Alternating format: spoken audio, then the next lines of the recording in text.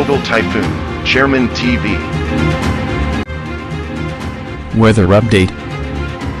Helping homeless people.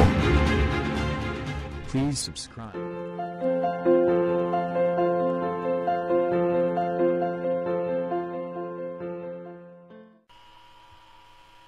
Magandang umaga po. Ito po ang latest update ngayong araw, November 9, 2023.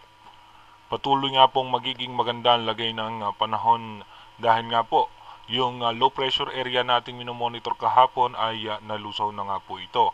Asahan na lang po natin yung localized thunderstorm at habang umiiral pa rin po yung northeast monsoon sa may parte ng extreme northern Luzon. At meron na nga po tayong minomonitor, ito po yung nasa Pacific Ocean pa, yung low pressure area na posibleng pumasok ng Philippine Area of Responsibility. Ayon po yan sa European Center at ito po yung posibleng maging bagyo. Nasa labas pa lang po siya ng power line, ito po yung magiging bagyo at pagpasok po sa ating Philippine Area of Responsibility, ito po ay aangat dito nga sa may eastern section ng Bicol Region or ng Visayas. At dumako muna po tayo sa ating rain map animation kung saan yung mga posibleng makakaranas ng pag-ulan. Mamaya nga pong alas 10 ng umaga, asahan po natin na magiging maganda pa rin ang lagay ng panahon sa parte ng Mindanao, Visayas, Palawan. Makulimlim na kaulapan dito nga po sa may halos sa buong Luzon. May mga isolated rain shower po tayong posibleng asahan.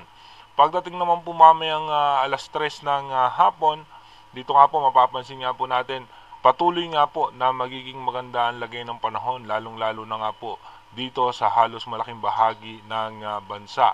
Meron pong posibleng pag-ulan dito sa dulong bahagi ng Palawan at ng Mindanao.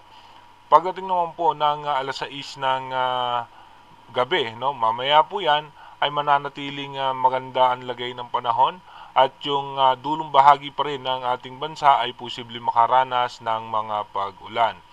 At pagdating naman po ng alas 10 ng gabi, mamaya, ito nga po yung ating magiging posibleng senaryo, mananatiling maayos at maganda ang lagay ng panahon. At asahan pa rin po natin yung mga isolated rain shower and localized thunderstorm.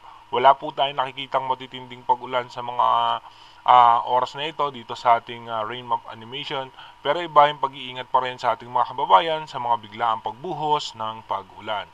Dumako na po tayo sa ating advanced weather forecast.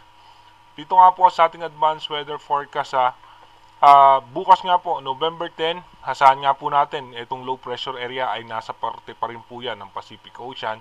At pagdating naman po ng November 11, mapapansin nga po natin na nasa labas pa rin po yan ng Philippine Area of Responsibility at bubugso muli yung northeast monsoon o yung ating Mihan. Pagdating naman po ng November 12, lalakas yung northeast monsoon, aabot po yan hanggang sa may eastern section ng Central Luzon at dito mapapansin nga po natin yung low pressure area ay nasa labas pa rin ng Philippine Area of Responsibility.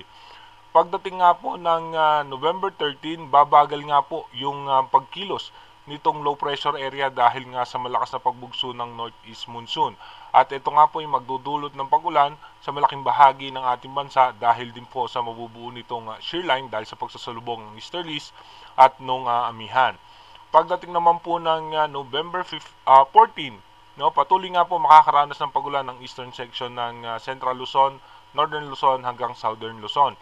At yung low pressure area nga po ay posible nang maging isang bagyo. Dito pa lamang po yan sa labas ng Philippine Area of Responsibility. Pagdating po ng November 15, bilang isang bagyo na nga po itong sama ng panahon na nasa labas ng ating bansa. At asahan pa rin po natin na malayo pa man po yan, ay ito'y mananatiling magpapaulan nga po yung shear line sa may Visayas, Bicol Region hanggang dito nga po sa may parte ng Central Luzon.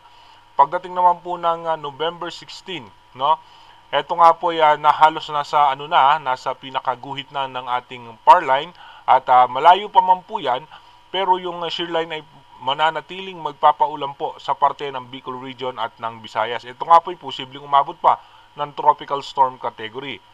Pagdating naman po ng November 17, posible na nga po itong pumasok sa ating Philippine Area of Responsibility. Mananatili pong malakas ang northeast monsoon o yung amihan kaya bumabagal yung pagkilos nitong posibleng bagyo. At pagdating naman po ng November 18, Posible nga po na humina yung northeast monsoon sa ating bansa at ito nga po ay posibleng umangat pa dito nga sa may parte ng Bicol region.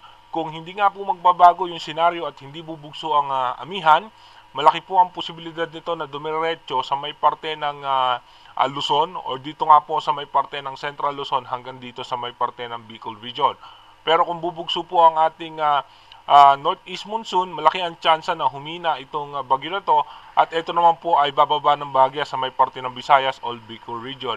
At meron pa po yung kasunod na panibagong sama ng panahon, nasa parte pa rin po ng Pacific Ocean. Again, inuulit po natin yung ating advanced weather forecast is possible scenario pa lamang po yan. Malaki pa rin po ang posibilidad na magbago yan.